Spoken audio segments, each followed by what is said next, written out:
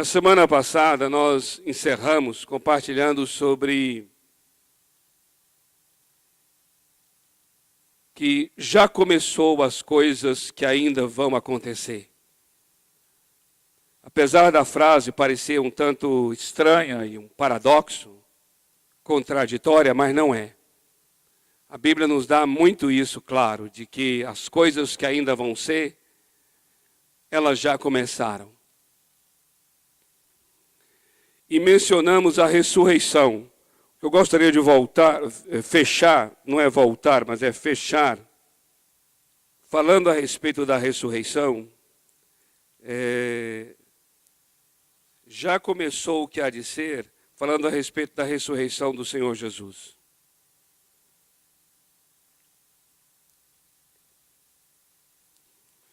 Nós mencionamos que o que aconteceu com o Senhor Jesus na sua ressurreição, o que aconteceu com ele, é algo que foi uma parte do estágio das coisas que hão de acontecer.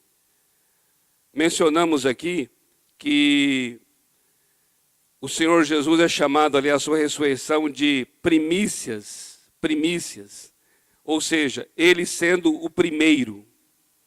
Primícias no sentido de que ele é o primeiro.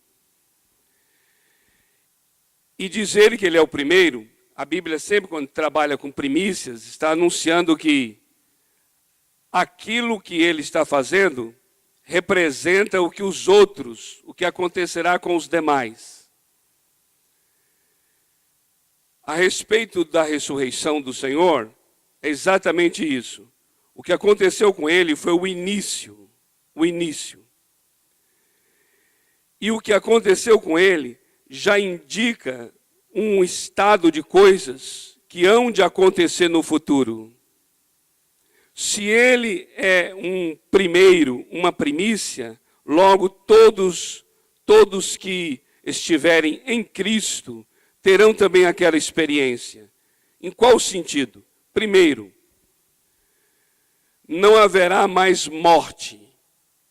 O que aconteceu com o Senhor Jesus foi isso, de que ele morreu uma vez, já não morre mais. A palavra do Senhor fala isso. O que isso fala para os cristãos? Fala de que o último inimigo a ser vencido será a morte. Ou seja, haverá uma ressurreição também para nós. Claro, para nós eu digo para aqueles que morrerem. Para aqueles que não morrerem, haverá uma transformação do corpo. E aí nós entramos na segunda característica que aconteceu com Jesus e acontecerá com os cristãos. É o quê? O tipo de corpo que o Senhor Jesus teve depois de ressurreto, ele poderia ser aparentemente igual ao anterior. Por que eu digo aparentemente? Porque as pessoas, o Senhor Jesus, ele depois de ressurreto, ele vestia roupa, ele andava, ele comia, ele falava. Chegou um episódio até muito forte, lá quando Tomé não havia acreditado que ele havia ressuscitado. E aí Jesus se apresenta de novo a Tomé e pede a Tomé que coloque a mão dele na marca do prego. Ali é a experiência mais física que se possa ter. De Tomé colocar a mão no sinal. Eu posso até dizer aqui que, apesar de ser ruim uma pessoa não acreditar, foi muito bom Tomé não acreditar, porque teve até uma função pedagógica, didática. Porque o Senhor Jesus veio a Tomé, porque ele não havia acreditado na ressurreição, e pediu que Tomé tocasse na sua mão. Ou seja, havia uma manifestação física de Jesus. E ele estava ressurreto. Ao mesmo tempo em que era um corpo físico, na sua aparência, era um corpo de uma outra estrutura. Eu não vou saber aqui falar para vocês que metabolismo, que tipo de célula, que tipo de constituição será exatamente o corpo. Mas veja o que aconteceu com Jesus.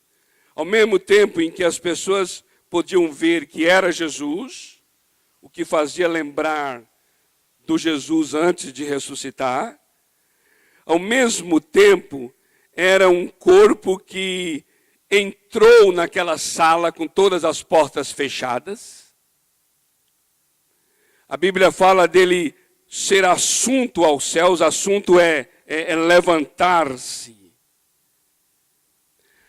E isso em relação a nós, a Bíblia diz assim, que carne e sangue não poderão herdar o reino. Ou seja, no futuro, carne e sangue não pode possuir o reino, não pode entrar nele. Se carne e sangue não pode entrar nele, que tipo de estrutura vai entrar neste céu? Aí é que diz que é necessário, então, que o corpo seja transformado. E lá diz assim, o que é mortal, o corpo, será absorvido pela vida. O corpo, ele é chamado, esse corpo ressurreto, ele é chamado de corpo espiritual. Mas não é espiritual como a gente pensa assim, um corpo virtual, uma coisa assim que você passa a mão assim, sabe aquelas imagens holográficas? Que o corpo espiritual passa a mão assim, passa a mão em nada, assim. Não se trata disso. Corpo espiritual está falando sobre um corpo que é vivificado pelo Espírito, o Espírito Santo. Um corpo que vai receber uma glória do Espírito Santo, por isso é corpo glorificado, e que é semelhante ao de Jesus. O que é semelhante ao de Jesus? Exatamente esse corpo, que aparentemente terá uma aparência física, mas ele tem um outro tipo de estrutura, uma outra dinâmica. Tempo e espaço não limitam mais esse corpo. A morte não atinge mais esse corpo. O envelhecimento não atingirá mais esse corpo. A doença não atingirá mais esse corpo. Ou seja, é um corpo glorificado, é um corpo semelhante ao corpo do Senhor Jesus. Essa é uma experiência em relação a nós para o futuro. Futuro próximo, mas para o futuro. Ocorre que isso que há de ser, que é para o futuro, já começou. Começou quando? Começou quando o Senhor Jesus ressuscitou. Ninguém jamais, nenhum ser humano, teve uma experiência dessa do Senhor Jesus. Ninguém jamais. Nenhum ser humano passou por algo desse tipo. De ter morrido, de ter ressuscitado, e depois de ressurreto, ter tido um corpo dessa estrutura. Um corpo glorificado. Um corpo em que tempo e espaço não limitava mais. Nunca havia ocorrido isso. Somente com o Senhor Jesus. E a Bíblia diz que com ele aconteceu como primícias, ou seja, aqueles que nele creem, aqueles que morrem em Cristo, como diz a palavra, receberão um corpo semelhante ao dele. A Bíblia diz que o corpo da nossa humilhação, que é esse atual, será desfeito para receber um corpo semelhante ao corpo de glória do Senhor Jesus. Então isso é maravilhoso, né, queridos? O que eu acho maravilhoso nisso tudo é que ao mesmo tempo que está falando das coisas como uma promessa futura, está falando destas coisas baseado numa realização do passado. É justamente o fato disso ter ocorrido com Jesus que garante que isso ocorrerá com aqueles que estão em Cristo Jesus. Ou seja, não é um evangelho somente de promessa, baseado em fatos, em atos, em coisas que ainda hão de ser. Mas essas coisas que hão de ser, elas já se apresentaram atrás como um sinal dessas coisas que hão de ser. E isso, para mim, é que torna a Bíblia e o Evangelho ainda mais extraordinário e magnífico. Agora, hoje, eu gostaria de entrar em dois pontos a respeito do reino com os amados. O primeiro é a respeito do mistério, o mistério do reino. Esse mistério do reino, abra a tua Bíblia aí, em Marcos, capítulo 4, versículo 11. Marcos 4, 11. Você vai observar que vamos seguir no mesmo espírito de falar de coisas que hão de ser,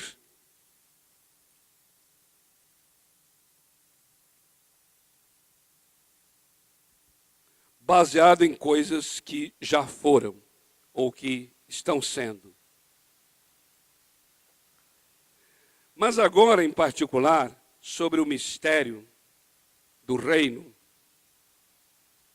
gostaríamos de chamar a atenção dos irmãos para a manifestação presente do reino.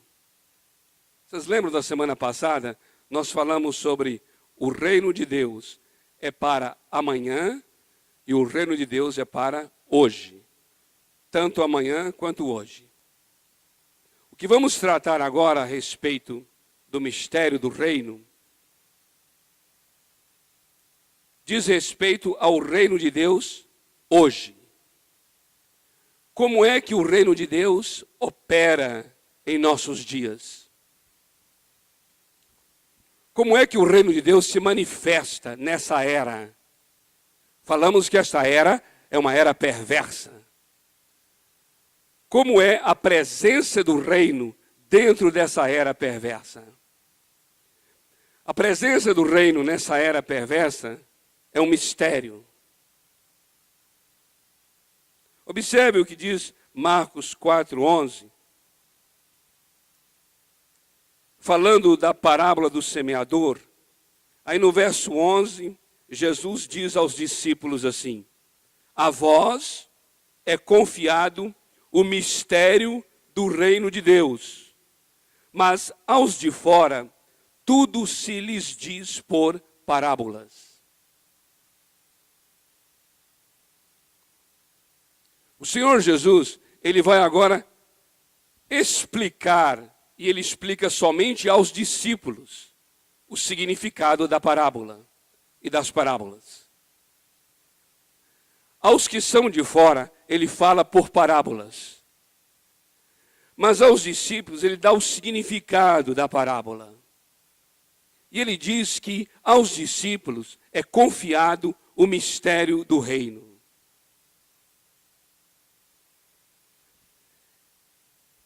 A parábola, só dando uma definição de parábola aqui, é a história baseada no dia a dia das pessoas, com o objetivo de ilustrar uma verdade. Existe sempre em cada parábola uma verdade central. E essa verdade central, aqui agora, em Mateus, nós vamos ver em Mateus 13, as parábolas sobre o reino dos céus. A verdade central é esse mistério que ele está querendo revelar. O que é mistério, de acordo com a Bíblia? Mistério na Bíblia, amados, não é uma coisa assim misteriosa, uma coisa difícil, obscura, como a gente geralmente tem a ideia de mistério. Mistério na Bíblia é sempre alguma coisa que durante muito tempo ficou oculto e havia uma razão para ficar encoberto, oculto. Porque chegaria um momento exato em que aquilo que está oculto vai ser desvendado, vai ser descoberto, vai ser revelado. Um exemplo desse mistério está aí em Romanos, capítulo 16, versículos 25 e 26. Eu gosto muito de um outro texto, que é Efésios, capítulo 3, que usa a palavra mistério. Presta atenção nisso aqui. Isso é muito interessante, viu? É maravilhoso ver esses negócios. Meu Deus. Quando eu fico debruçando sobre esses negócios, você não imagina. Eu vou ler não esse texto de Romanos, eu vou ler esse de Efésios 3, para você entender o sentido de mistério que Jesus fala sobre o reino. Efésios 3, a partir do verso 3, diz assim: como pela revelação, é Paulo falando, me foi manifestado o mistério, conforme acima em poucas palavras vos escrevi, pelo que, quando ledes, podeis perceber a minha compreensão do mistério de Cristo. Agora, que mistério é esse? Olha o verso 5. O qual, em outras gerações, não foi manifestado aos filhos dos homens, como se revelou agora no Espírito aos seus santos apóstolos e profetas, a saber, que os gentios são co-herdeiros e membros do mesmo corpo e coparticipantes da promessa em Cristo Jesus por meio do Evangelho. Observa agora qual é o mistério. O Antigo Testamento, ele não teve esse entendimento, porque estava encoberto para eles. Qual era o entendimento? De que judeu e não judeu vão estar juntos, formando um só corpo. Isso foi encoberto. Mas agora, o apóstolo Paulo diz, esse mistério está sendo revelado. Pois bem, vocês compreenderam o que é mistério? Vamos agora para a questão do reino. Em relação ao reino de Deus, que mistério é esse? Para entender o mistério, nós temos então que perceber o seguinte: o que é que para o Antigo Testamento estava encoberto e que somente no ministério de Jesus é que foi revelado? Estão compreendendo? O que é que os profetas, o que é que para o Antigo Testamento não foi ensinado, não foi mostrado a respeito do reino de Deus, e que somente foi mostrado através de Jesus? Para a gente entender o mistério a respeito do reino, nós precisamos de Daniel, capítulo 2, versículos 44 e 45. Abra a tua Bíblia aí, lá no livro de Daniel, capítulo 2, versículos 44 e 45.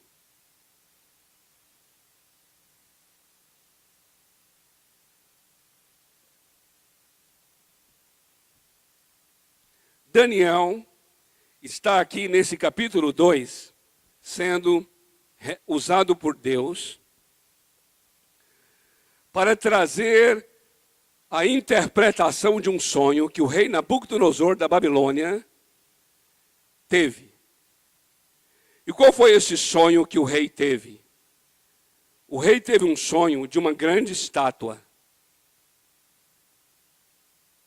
E Daniel trouxe a interpretação dessa estátua. E cada parte da estátua equivalia a um reino, a um império, a um domínio, a um governo, a um reinado, em que a cabeça da estátua era justamente o império de Babilônia, cabeça de ouro. E aí começou a descrever essa estátua. Vocês lembram desse sonho? Acontece que quando chega no final da estátua, já na interpretação final do sonho, veja o que vai acontecer. Mas, nos dias desses reis, o Deus do céu suscitará um reino que não será jamais destruído, nem passará a soberania deste reino a outro povo, mas esmiuçará e consumirá todos esses reinos e subsistirá para sempre. Porquanto viste que do monte, isso aqui é semelhante a um campo em que tinha, sabe o quê? O homem tinha plantado trigo. Aí veio um outro e plantou joio. E os dois cresceram juntos, o joio e o trigo.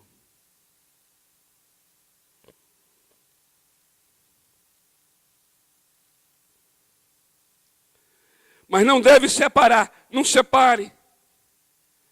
Joio e trigo são muito parecidos, não separe. Deixa. No final dos tempos, haverá separação do joio e do trigo. Mas, por enquanto, nessa era, os maus e os justos crescem juntos.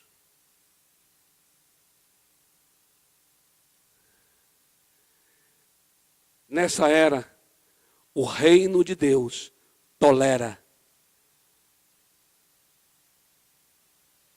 a perversidade. Tolera os homicídios, os assassinatos.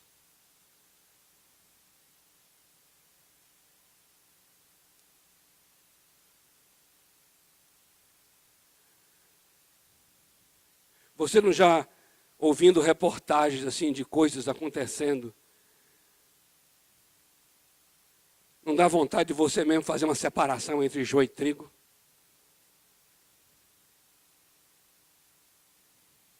Um menininho de 5 anos, 6 anos, 7, não sei, é assassinado, provavelmente com uma dose excessiva de insulina e lançado no rio.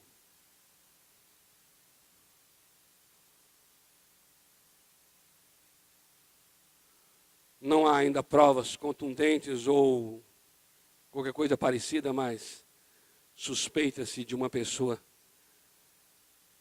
que faz uso de drogas.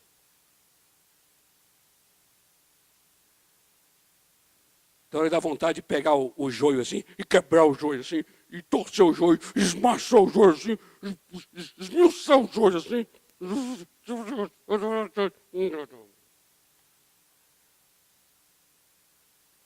Toma cuidado, que joio e trigo é muito parecido. Pode ser que você acabou de ter feito isso com o trigo.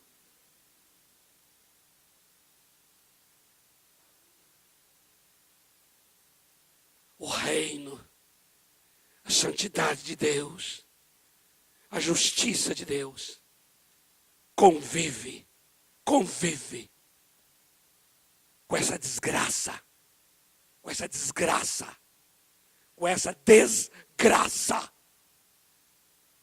O Deus justo convive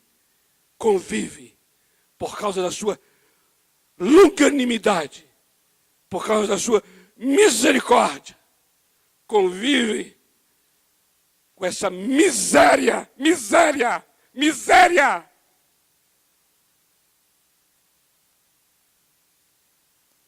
Por isso dá vontade de falar como João Batista. Raça de víbora!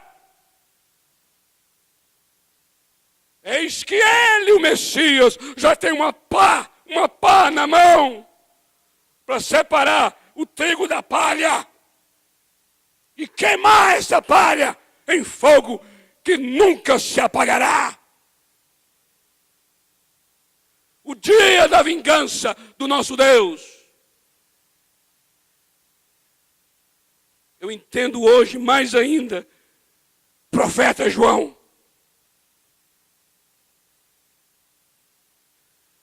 E confesso a vocês, não consigo entender essa graça, essa misericórdia, essa benignidade, essa longanimidade desse Deus maravilhoso.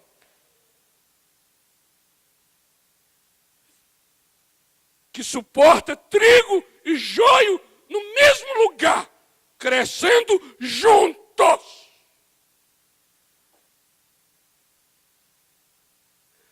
Esse é o mistério.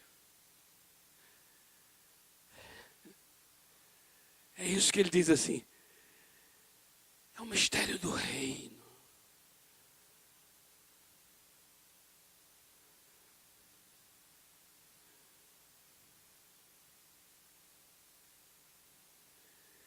Mateus 13, 31 a 35. Isso aqui é demais. Isso aqui já...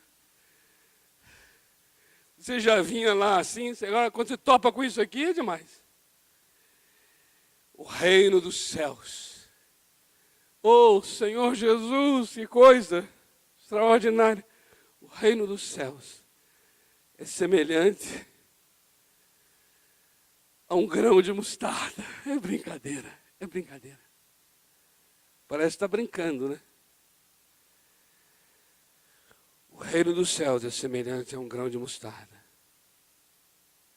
Mas também ele diz, logo em seguida, e é também semelhante ao fermento que é posto na massa. Aqui ele está destacando uma coisa, dois aspectos do reino dos céus. O reino dos céus hoje, ele tem uma forma irrelevante. O reino dos céus hoje, ele tem uma forma imperceptível. Mas não subestime, não. Não subestime a presença e o poder, não. Porque tanto no que diz respeito ao grão de mostarda, quanto no que diz respeito ao fermento, existe uma ação. Essa ação, ela é individual, interior.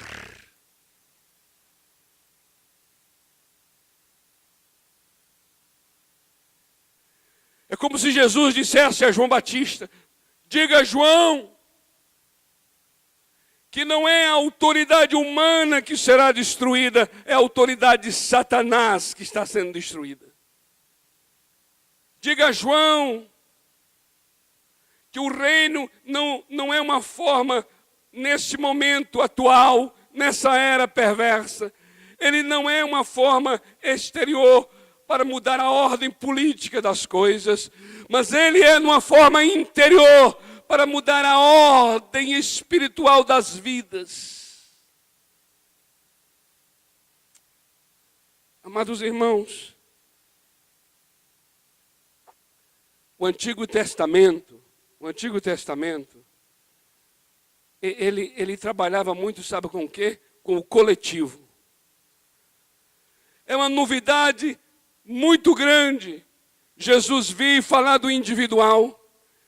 O convite do Senhor Jesus é, vem a mim, você que está cansado, oprimido, você você Pedro, você João, você Maria, você Antônia, você Débora, vem a mim, você, e eu vou te aliviar. Isso é algo muito novo, porque no Antigo Testamento o trabalhar de Deus era sempre coletivo, seja com a família ou seja com a nação. Se você observar lá em Gênesis 17, versículos 22 a 27, Deus chama o povo para fazer uma aliança. O povo de Israel é filhos de uma aliança. Ou seja, se eu estou nessa aliança, eu estou abençoado porque eu estou dentro de uma aliança. Não importa a minha vida particular, mas eu estou dentro da aliança. Quando Jesus chega, e esse reino chega, ele chega não de forma coletiva, ele chega de forma individual. Ele chega para mudar vidas, a ordem das vidas.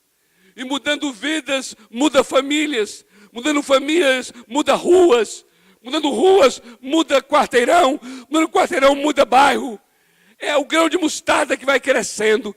É o fermento que vai tomando a massa.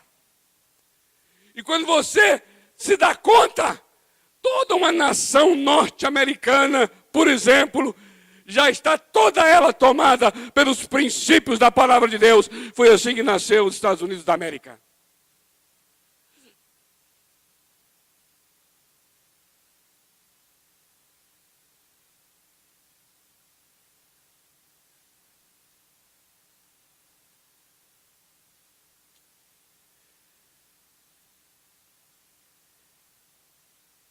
Em Mateus capítulo 10, versículos 34 a 36.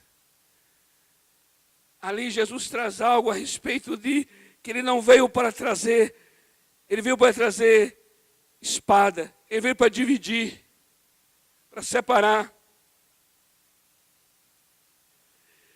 E ali ele começa a falar sobre separar pessoas dentro da própria casa. Sabe o que isso significa? Significa que a fé, ela é pessoal. A unidade familiar não é mais a base do relacionamento com o reino de Deus. A unidade familiar não é mais a base do relacionamento com o reino de Deus, porque a base do relacionamento com o reino de Deus, essa base é uma fé pessoal, a tal ponto essa fé é pessoal, que a pessoa é capaz de romper com os laços sanguíneos. É o que está ali escrito.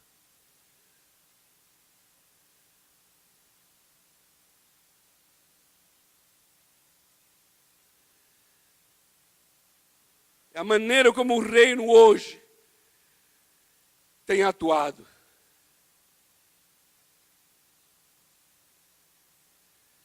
Eu quero que vocês saibam, queridos, que tudo isso que estamos falando sobre o reino hoje tem um tempo.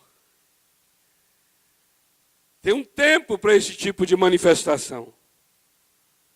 E chegará o momento que ele será perceptível, sim. Ele será exterior, sim. Ele vai trazer uma nova ordem política, sim. Uma nova ordem econômica, sim. Uma nova ordem pedagógica, sim. Uma nova ordem cultural, sim.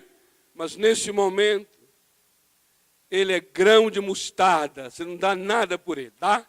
Dá nada. Nada. Aquela coisinha, aquela coisícula, grãozinho de mostarda. Fermento na massa. Bater em cachorro morto. Sabe o que é? Esse grãozinho. Vai esse grãozinho. Esse grãozinho. Hoje são milhões, milhões e milhões no planeta. Com esse grãozinho. E se você hoje observa o quanto o reino de Deus tem operado na forma de um grão de mostarda, imagine como será quando ele vier na sua forma mais expressiva, conforme o anseio de Israel, conforme as expectativas dos profetas. Mas eu vou dizer uma coisa aos irmãos. Apesar de ter essa forma irrelevante, E essa forma imperceptível, ele é um reino de inestimável valor. Inestimável valor. Versículos 44 e 46, o reino dos céus é semelhante a um tesouro encontrado e uma pérola de grande valor. Aqui ele está expressando que, ainda que na forma de grão, ainda que imperceptível como um fermento, ele é um reino que vale a pena tudo ser renunciado por conta dele. É um reino que vale a pena a nossa vida, dada em favor dele. Se você observar essa parábola, você vai ver que tanto o homem que encontrou a pérola de grande valor, quanto aquele que encontrou o tesouro, são pessoas que se desfazem do que têm com alegria, para poder comprar aquele terreno onde achou o tesouro. Isso é magnífico. E para encerrar aqui, seguindo o mesmo espírito do joio e do trigo, Jesus fala sobre uma pescaria, onde tanto peixes bons quanto ruins são apanhados. E aqui é interessante, aqui os peixes, tanto bons como ruins, são apanhados. E eles estão juntos. Enquanto no trigo e no joio, os bons e os maus estão juntos no mundo, aqui na parábola da pescaria, da rede, os bons e os maus estão juntos com Cristo, estão juntos na igreja, estão juntos dentro do próprio reino. Um dia haverá separação. Um dia haverá separação de joio e trigo, um dia haverá separação de peixes bons e ruins. E essa separação é que vai inaugurar a era do porvir. Mas nesse momento, estamos juntos. Observe a longanimidade do Senhor Deus. Não só em relação às pessoas do mundo, que estão no mundo de um modo geral, mas a sua longanimidade para com as pessoas que estão dentro da casa. O que aprendemos com tudo isso? Aprendemos que o reino de Deus já entrou nesta era. E sua operação antecipa as bênçãos da era por vir. No entanto, faz isso sem alterar a antiga e atual ordem exterior das coisas. Mas não se iluda, viu? Não se iluda. Não é o fato que nós não estejamos vendo mudanças internacionais, Deus reinando nas nações da terra, que signifique que o reino de Deus não está em operação. E também não é o fato do reino de Deus estar em operação que significa que é só desse modo que ele vai operar.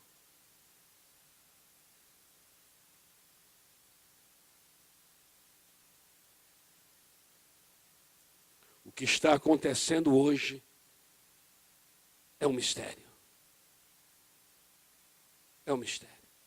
Amados, eu confesso a vocês, quando eu me deparei com essa verdade, eu falei, Senhor,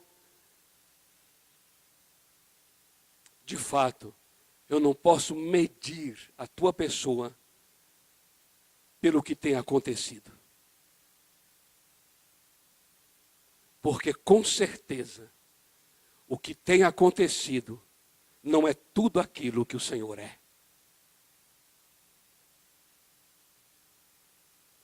As coisas tremendas do reino que o Senhor tem operado não são a medida, não são a referência para eu medir quem tu és. Porque estas coisas estão acontecendo desta maneira, tão somente para expressar de que o Senhor começa as coisas assim. Mas não que tudo que o Senhor é está resumido no que tem sido. Amados, é tremendo como o Senhor Jesus, no seu ministério, Ele nos ensinou valores. Valores estes que são aplicados à maneira como o reino se manifesta. Jesus nos ensinou assim, olha, não se exalte, não chegue logo assim, sabe, dizendo, eu sei, eu posso, eu isso, eu aquilo. Não, você quer ser grande, seja servo. Seja servo. Pegue a bacia com água e vai lavar os pés das pessoas. Porque aquele que quer se exaltar será humilhado, mas aquele que se humilha será exaltado. Observe, ele ensinou isso para a vida nossa humana, mas é exatamente desse modo que o reino dele opera. O reino dele veio assim, olha, veio como aquele que vai morrer numa cruz, veio como aquele que vai lavar os pés, veio para realizar atos individuais, aparentemente, que não vai mudar a ordem das coisas, vai mudar a vida daquela pessoa. O reino veio dessa maneira humilde. E ele vai crescendo, crescendo, crescendo. Chegará o momento em que esse reino virá, onde Jesus não será mais aquele menininho ao redor de animais numa manjedoura. Mas ele é aquele maravilhoso conselheiro, Deus forte, Pai da eternidade, príncipe da paz, rodeado de anjos, vindo em glória.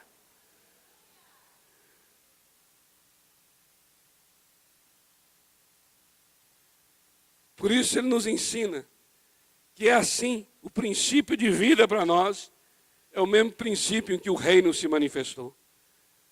Ou seja, trabalha com homens, com seres humanos. Vai aonde o homem está. A forma e a aparência parece assim, sabe? Galileu.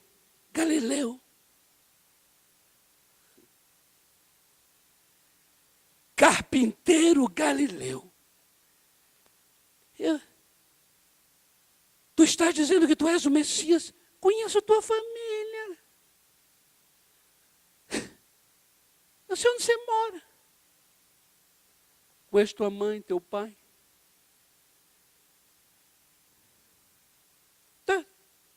Teu irmão não é Tiago? O irmão de Tiago, gente. O irmão de Tiago está dizendo que é o Messias. Ah, Jesus.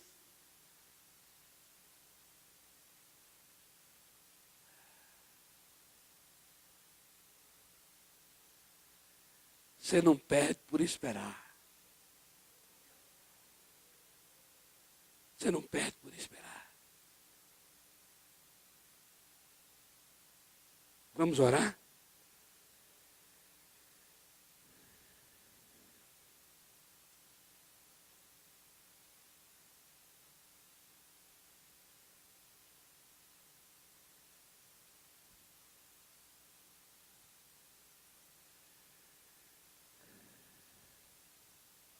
Bendito seja teu nome.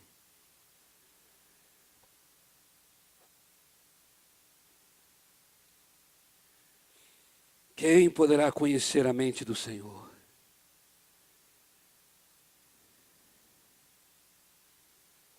Quão insondáveis são os teus caminhos, inescrutáveis os teus pensamentos.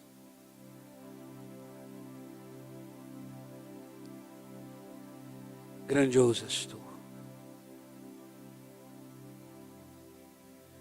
Ao mesmo tempo que tu te assentas num trono de glória, tu habitas no coração daquele que se humilha. Quão grande és tu! Quão misterioso! É um mistério. Mistério revelado a nós.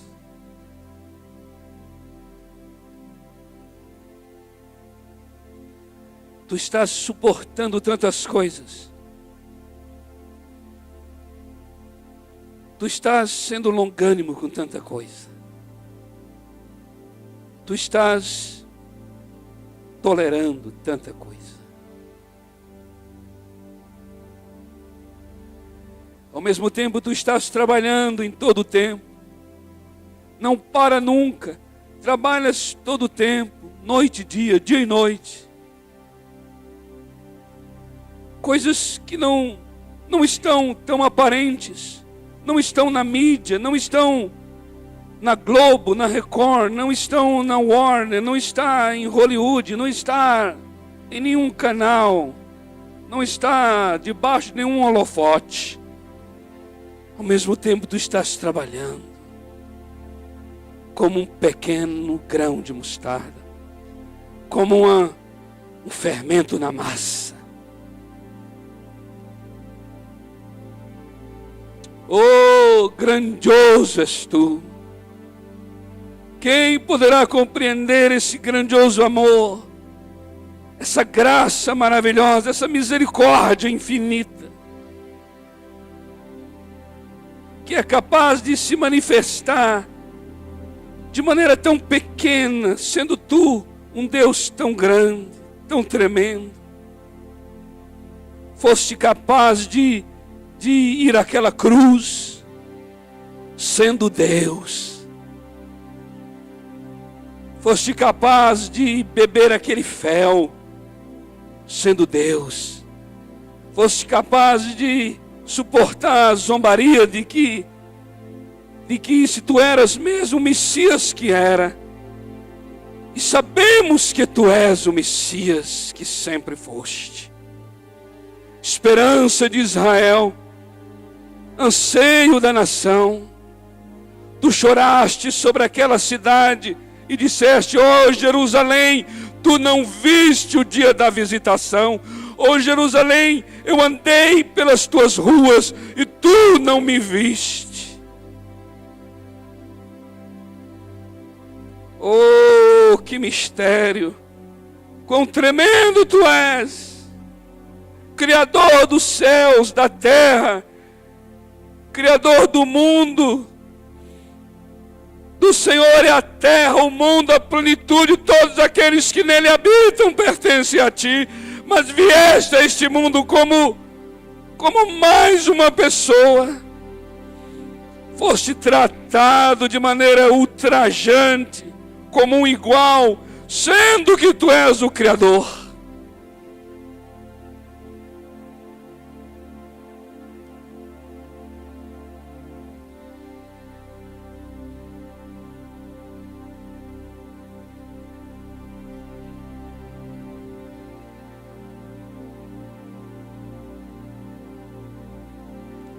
E hoje estamos nós aqui.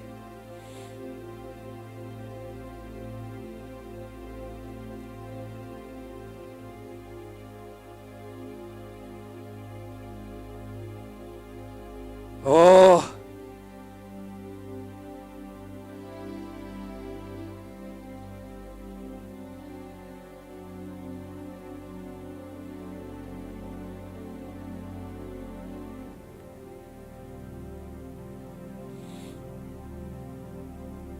tu és ao mesmo tempo o cordeiro que foi morto.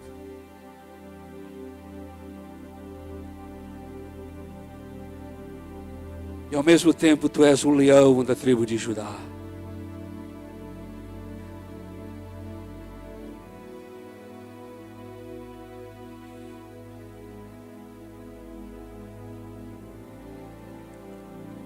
A humildade de um cordeiro, a fragilidade de um cordeiro, a impotência de um cordeiro. a grandeza de um leão, a majestade de um leão, a potência de um leão. Bendito sejas, bendito para sempre sejas, Cordeiro de Deus, Leão da tribo de Judá, bendito sejas. A ti toda honra e glória. Suba a tua presença agora nessa manhã, toda honra que é devida, toda glória que é devida, todo louvor que é devido ao teu nome.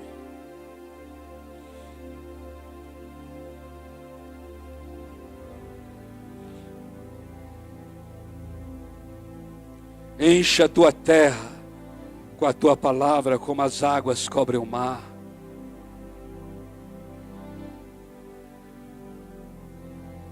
E eis que chegará o dia, e esse dia já vem, quando uma pedra cortada, sem auxílio das mãos de um homem, será lançado nos pés daquela estátua, nos dias desses reis.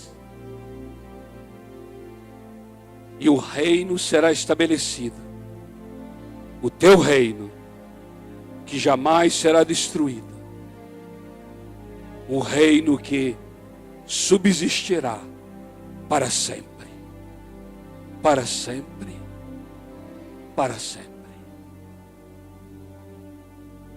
Amém.